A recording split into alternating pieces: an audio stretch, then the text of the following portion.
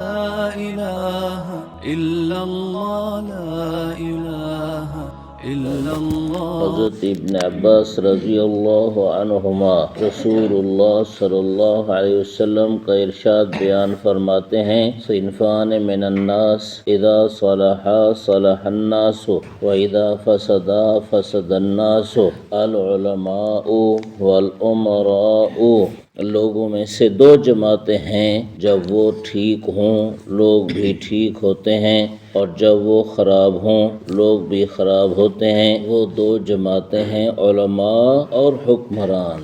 لوگوں کو دو قسم کے بڑوں کی ضرورت ہے، ایک دینی بڑا اور ایک دنیاوی اعتبار سے بڑا، اور لوگوں کو ان دو بڑوں کے پیچھے چلنا پڑتا ہے، علماء اور حکمران۔ اگر ان دو بڑوں کے پیچھے لوگ نہ چلیں تو لوگوں کی دینی دنیاوی دونوں طرح کی ہلاکت ہے۔ علماء ان کے دین کے راہبر ہیں، دین کے بڑے ہیں، حکمران ان کی دنیا کے راہبر اور دنیا کے بڑے ہیں۔ دنیا میں رہتے ہوئے دین کا ٹھیک ہونا بھی ضروری ہے اور دنیا کا ٹھیک ہونا بھی ضروری ہے، اور دین اور دنیا دونوں ٹھیک ہو یہ آدمی بغیر راہبر کے نہیں کر سکتا۔ کوئی کہے میری مرضی، جیسے چلوں، جیسے چاہوں، جو چاہوں ویسے کروں، بغیر راہبر کے کوئی کچھ نہیں کر سکتا۔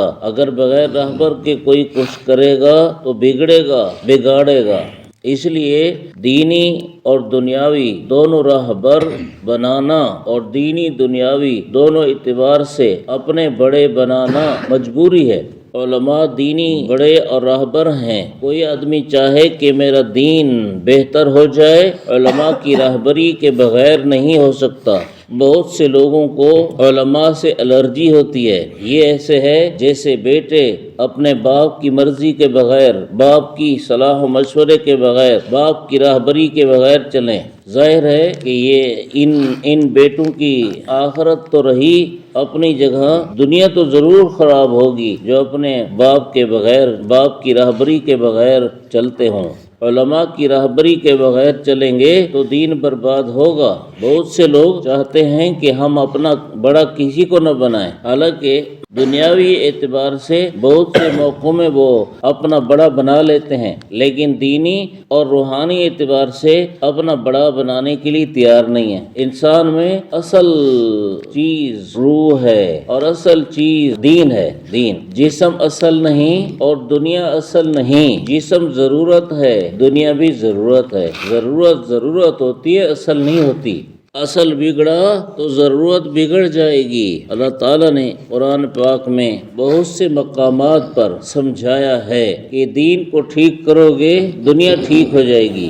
وَلَوْ أَنَّهُمْ أَقَامُوا التَّوْرَاةَ وَالْإِنْجِيلَ وَمَا أُنْزِلَ إِلَيْهِمْ مِنْ رَبِّهِمْ لَأَكَلُوا مِنْ فَوْقِهِمْ وَمِنْ تَحْتِ أَرْجُلِهِمْ۔ اگر لوگ اللہ تعالیٰ کے نازل کیے ہوئے احکام کو قائم کریں تو اوپر سے بھی ان کو کھانے ملیں گے، نیچے سے بھی ان کو کھانے ملیں گے، یعنی دنیا بنے گی۔